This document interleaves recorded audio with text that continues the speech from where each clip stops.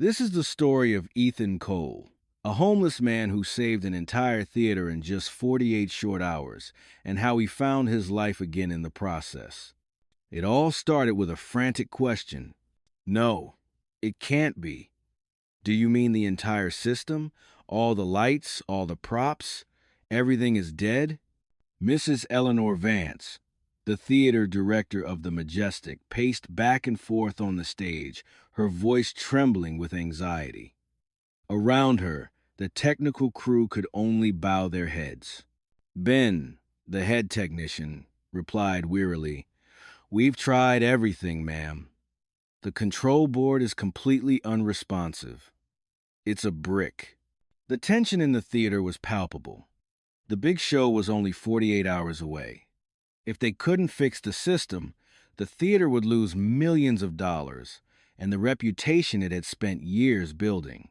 Just when everyone was at their most desperate, a deep, raspy voice echoed from the darkness.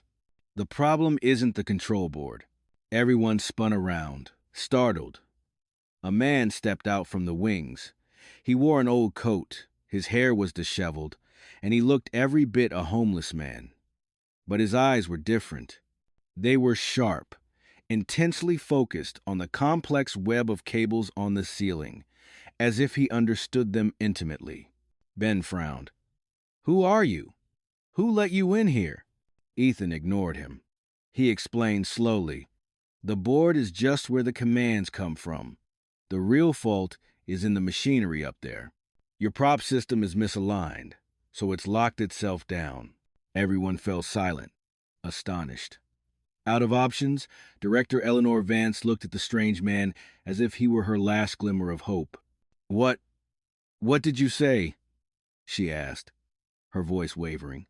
Ethan finally turned to look directly at Eleanor, and in his tired eyes shone an unshakable certainty. "I said, I can fix it." Everyone was stunned by Ethan's assertion. Ben was the first to speak, his voice thick with skepticism. "Fix it? You say that like you're going to buy a cup of coffee. We're the tech crew here, and we've been wrestling with this thing all night. You don't even know what kind of system this is." Ethan didn't show a hint of annoyance. He calmly walked closer to the stage, his eyes still fixed on the intricate machinery high above. "I don't need to know what kind it is," he replied. "They all operate on the same principles of physics." He paused, pointing up to a large winch hanging near the ceiling, where a massive set piece was held by dozens of cables. "You've been so focused on the software, on the control board, thinking it's the brain of the system. But you forgot to check the body. The problem is mechanical, with those cables and counterweights," he explained slowly, using simple terms anyone could understand. He said that during the last maintenance, someone had installed a counterweight that was off by just a few centimeters. A tiny error, invisible to the naked eye. But when the multi-ton set piece was lifted, that small discrepancy created an uneven pull. "It's like trying to lift a heavy box but grabbing it off-center," Ethan said. "The box will tilt and get stuck. This system is the same. It sensed a dangerous imbalance, so it automatically locked everything down to protect itself. That's why everything stopped." Ben's technical crew was dead silent. Ethan's explanation was so logical they couldn't refute it. They had been too focused on complex lines of code and had forgotten the most basic principles. Eleanor Vance stepped forward, the desperation in her eyes replaced by intense focus. "So, what's the plan? Can you readjust that counterweight?" Ethan shook his head. "There's no time. That would take all day. We have less than 48 hours. We're not going to fix it. We're going to bypass it." He turned to Ben and his crew. "We're going to temporarily disconnect the automated controller," he commanded, his voice now full of authority. "Everything will be switched to manual control. I'll design a simple secondary system, linking the winches together to ensure everything moves smoothly and safely. It won't be smart, but it will be precise and reliable." It was a bold, almost insane plan, but it was the only solution possible in such a short time. Ben looked at Ethan, then at Director Eleanor, waiting for the final decision. Mrs. Eleanor took a deep breath. She looked at the homeless man before her, who seemed to understand her theater better than employees who had worked there for decades. "All right," she said decisively. "I have nothing left to lose. Do it. From now on, you're in charge." Without a second to waste, the entire theater transformed into an emergency workshop. Under Ethan's clear and decisive command, Ben's crew moved with an efficiency they had never shown before. They climbed the high scaffolding, disconnected the automated joints, and carefully rewired the cables to a temporary manual control system that Ethan had quickly sketched on a piece of paper. There were no more complex commands. Now everything depended on human strength and mechanical precision. After hours of grueling work, with sweat soaking through everyone's shirts, everything was finally in place. They stood back, looking at their handiwork. The stage looked like a chaotic mess of ropes and levers, but according to Ethan's diagram, it would work. "All right," Ethan said, his voice hoarse with fatigue. "Ben, turn on the main power. We'll test the lights one by one." Ben nodded, his heart pounding. He flipped a large breaker switch. A familiar bzzz sound filled the air. Then, the unexpected happened. As soon as the power connected, a loud crack erupted from the control board, followed by a pop. All the lights on stage, including the only work lights, went out. The theater was plunged into thick darkness and a terrifying silence. A faint smell of burning lingered in the air. A gasp was heard in the dark. Someone muttered a curse. "It's fried! It's completely fried!" Ben yelled, his voice cracking with panic. "I told you! The system overloaded!" "It's over." The hope that had just been ignited was brutally extinguished. Mrs. Eleanor felt her legs go weak, but while everyone else was sinking into despair, Ethan's voice rang out, unnervingly calm. "It's okay. Stay calm. I anticipated this." In the darkness, they heard his footsteps approaching the main control board, the one they thought had become a useless piece of iron. He turned on the flashlight from his old phone. "This board has a hidden safety mode," Ethan explained. "It was designed for emergencies like this to prevent a power surge from destroying all the hardware. Most young engineers don't even know about it anymore." He shone the light on a row of buttons. "Ben, come here. Press and hold button 3 and button 7 at the same time for me."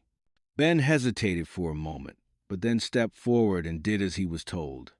"Good," Ethan continued. "Now, engage the auxiliary power lever. Gently." Ben held his breath and slowly pushed the small lever he had never even noticed before. At first, nothing happened. But then, a small beep sounded. A single green LED on the control board lit up. Then, a low whirring began to echo throughout the theater. One by one, the stage lights began to come back on, not abruptly, but fading up with a steady, warm glow. A brilliant golden light slowly enveloped the entire stage. And then, the real miracle happened. The massive set piece hanging from above began to move.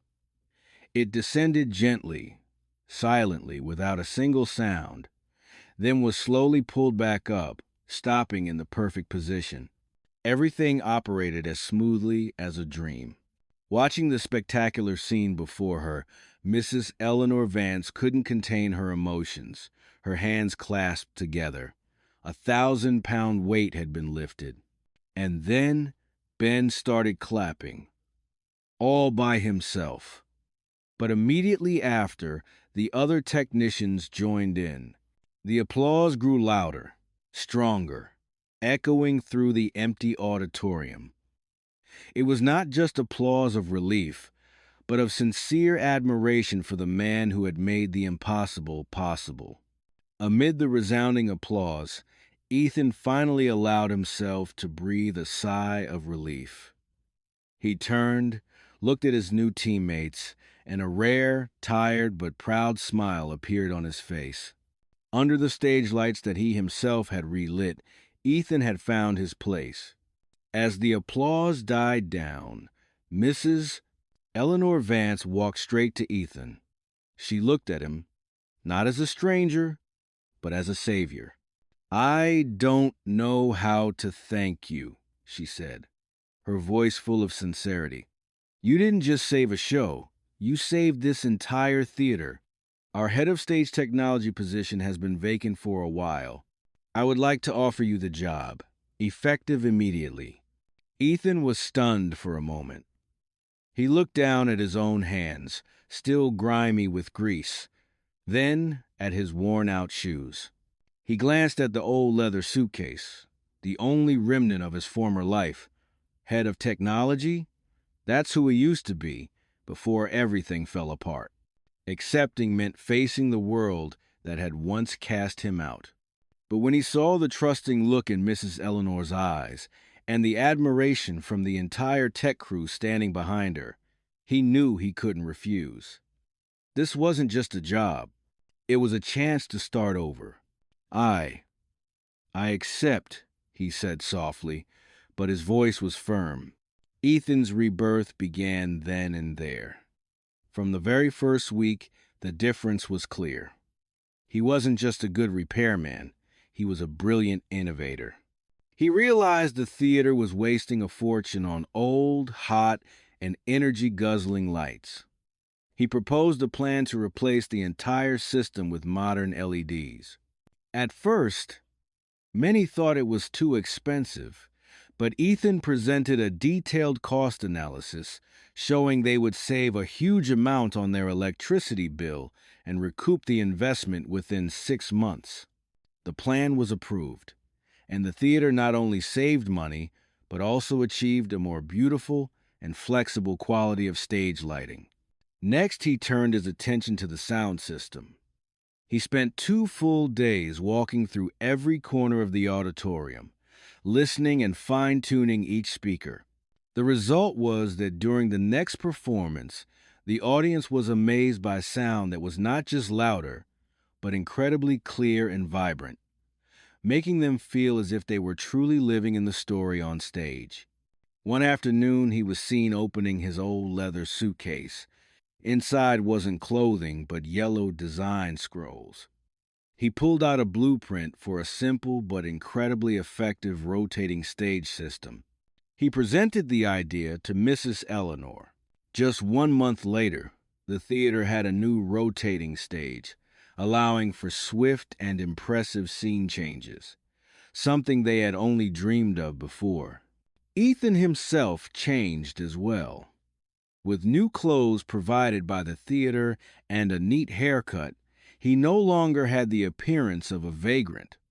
The weariness on his face was replaced by confidence and a passion for his work.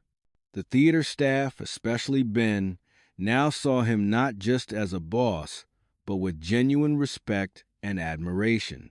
The stage was not only where Ethan found his career again, but also where he met his destiny. Her name was Clara Rossi, the theater's lead choreographer, a woman with a fire of passion always burning in her eyes. The first time they truly worked together was during a tense rehearsal. Clara was running her hands through her hair in frustration, her dancers looking exhausted. "No, that's not it," she said loudly, her voice echoing in the hall. I want them to look like they're dancing among the stars." But Ben keeps saying it's impossible. Ethan, who was standing in the wings checking the cable system, heard everything. He stepped out, his voice calm. "Nothing is impossible. We just haven't found the way yet." "What do you want the stars to look like, Miss Rossi?" Clara looked at him, surprised. She passionately described her vision. Ethan just listened silently, nodded, and then walked away without making any promises. But the next day, when Clara and her troupe walked onto the stage, they were speechless. Ethan had stayed up all night, hanging hundreds of tiny LED lights from the ceiling. When he turned off the main lights and switched on the new system, the entire stage transformed into a sparkling, ethereal galaxy. "Oh my God," Clara whispered, her eyes wide with amazement. "Ethan, it's it's more beautiful than I ever dreamed." "Light is a dancer, too," he replied with a slight smile. "It just needs a good choreographer." From that day on, a seamless collaboration was born. They were often the last ones to leave the theater. Late at night, after everyone else had gone home, they would sit at the edge of the stage, sharing stories. "When I was a little girl, all I ever wanted to do was dance," Clara recounted, holding a paper coffee cup. "This stage is my whole world." "I used to have a world like that," Ethan replied, his voice distant as he glanced at his old suitcase. He began to show her his old designs, explaining his bold ideas. Gradually, the icy wall around him began to melt. 6 months passed. One quiet evening, on that same familiar stage, Ethan knew it was time. "Clara," he began, his voice slightly hesitant. "There's something I've never told you about why you met me the way you did." He told her everything, holding nothing back. The betrayal, the false accusations, the broken family, the days spent wandering the streets. When he finished, he hung his head, not daring to look her in the eye. But Clara gently took his hand. "Ethan, I don't care about the man from the past," she said, her voice soft. "I only know the talented, kind man sitting in front of me now. The past doesn't define you. Who you are right now is what matters." Ethan looked up, his eyes welling with tears of emotion. Will you marry me, Clara?" "I don't have much. Just a promise to rebuild everything with you." Clara smiled, happy tears rolling down her cheeks. "Yes, yes, I will." When Mrs. Eleanor heard the news, she called them both into her office. She placed a key on her desk. "I heard the good news," she said with a warm smile. "I see you two as my own family. This isn't a wedding gift. Consider it a new start from the theater for your family. It was the key to a new, lovely, and cozy apartment." For the first time in years, Ethan Cole had a place to call home. But not everyone was happy for Ethan. In a dark corner of the theater world, envy and hatred were festering. That person was Arthur Finch. Arthur was a veteran stage designer who had worked at the theater for decades. He was once a respected name, but in recent years, his designs had become dated and uninspired. It was Arthur who had incorrectly installed the counterweight, causing the incident that nearly destroyed the theater. When Ethan arrived and fixed everything in just 2 days, and was then appointed to the position Arthur had always considered his own, he felt deeply humiliated. He couldn't accept being replaced by a vagrant. Every word of praise for Ethan was like a knife to Arthur's pride. He lurked around the theater like a ghost, observing everything with bitter eyes. "Look at him," Arthur whispered to a former colleague. "That homeless guy is ordering everyone around. Who does he think he is? He just got lucky." That hatred grew into a cruel plan for revenge. Arthur knew every corner, every cable, every screw in this theater. He knew its weaknesses, and he decided to use the very stage that had made his name to destroy Ethan. His opportunity came during the dress rehearsal for a new play, a grand production with many large props hanging from above. The rehearsal was going smoothly, with everything operating perfectly under Ethan's command. While everyone was focused on the acting and lighting, Arthur slipped into the winch control area behind the wings. No one noticed him. With swift, practiced movements, he found the suspension system for a massive fake castle wall. He pulled the safety pin and swapped the main load-bearing steel cable with another that looked nearly identical but which he had intentionally frayed to the breaking point. His work done, he silently disappeared back into the shadows. On stage, Ethan was completely focused. He walked to the center of the stage to recheck a mark on the floor for an actor. "All right," Ethan said loudly into his headset. "Next scene. Bring down the castle wall." He had no idea he had just ordered his own death. From high above, the castle wall began to descend. But instead of its usual smooth movement, a piercing creak rang out. Clara, standing in the front row to observe, was the first to notice something was wrong. She squinted, looking up, and her heart stopped. The main cable was fraying rapidly. "Ethan!" she screamed, her voice breaking with terror. "Look out!" At that exact moment, a sharp snap echoed through the air. The cable broke. The massive set piece, weighing hundreds of pounds, plummeted directly toward where Ethan was standing. Time seemed to stand still. For a brief second, Ethan looked up and saw the colossal block of wood and metal hurtling toward him like a monster. He was frozen to the spot, his body paralyzed with shock. But Clara didn't think. She shot onto the stage like an arrow. Ignoring all danger, she threw herself at Ethan with all her might. "Get out of the way." They both tumbled to the floor, just as a horrifying crash thundered through the theater. The castle wall smashed onto the stage, shattering into hundreds of splinters. The floor shook. Dust filled the air. A deathly silence fell. Choking on the dust, Clara frantically shook Ethan. "Ethan! Are you okay?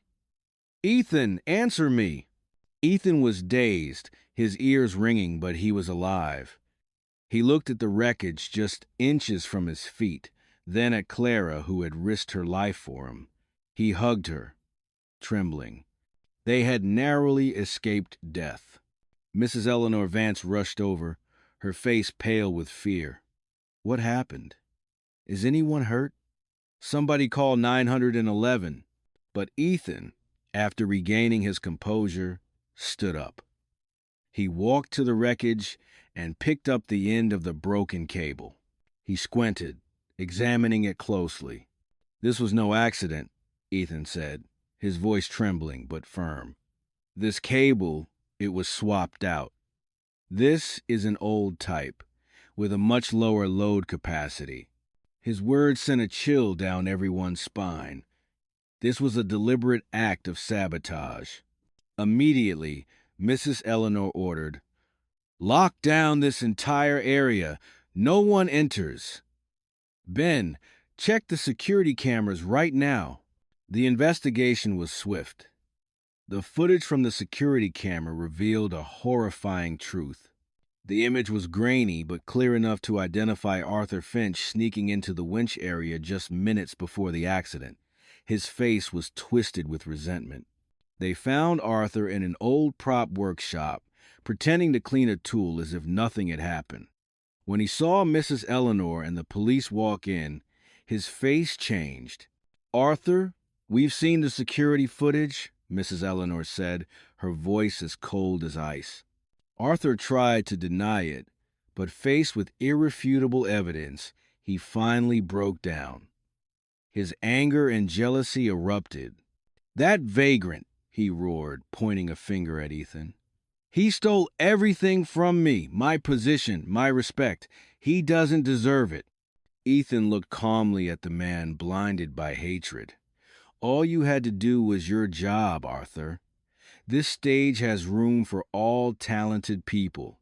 But Arthur wasn't listening anymore. The police handcuffed him.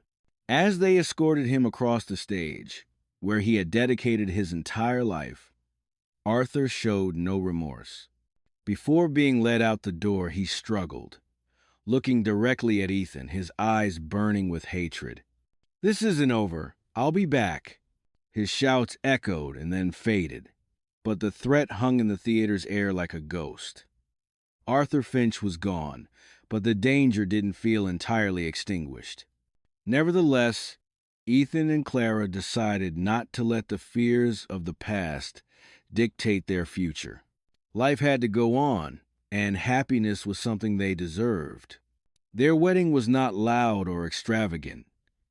It was held in the place that meant the most to them both, right on the main stage of the Majestic. There weren't hundreds of guests, only their closest friends, Mrs. Eleanor, Ben, and the entire tech crew, and the dancers from Clara's company. They were their new family. The red velvet seats of the empty auditorium served as silent witnesses. Instead of lavish lighting, a single, warm spotlight shone down on where they stood, creating an intimate and sacred space.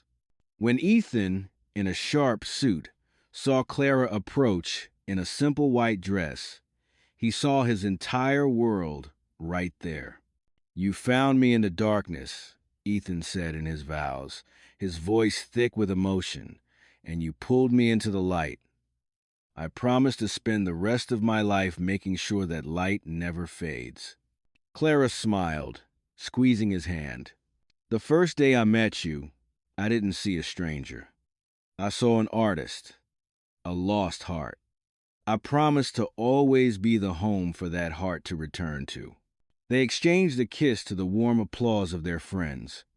The reception that followed was also held right on the stage, filled with laughter, stories, and a small wedding cake.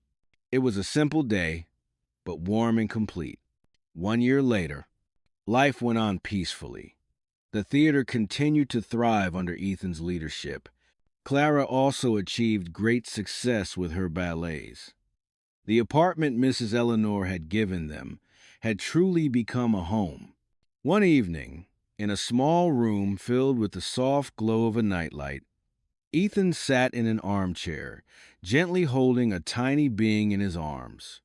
It was his and Clara's first child, a beautiful baby girl with big, round eyes just like her mother's. Clara emerged from the bathroom, smiling at the sight of the father and daughter. "You still haven't put her down?" Ethan shook his head, his eyes never leaving his daughter's angelic face. "I could look at her forever." They had given her a beautiful name, Stella. "Your name is Stella," Ethan whispered to his daughter, as if sharing a secret. "It means star. Before, my life was all harsh stage lights. But you are the gentlest and most peaceful light I've ever known." He gently placed a kiss on her forehead. In that moment, all the scars of the past seemed to have completely healed. He had a family, a home, and a bright future waiting for him.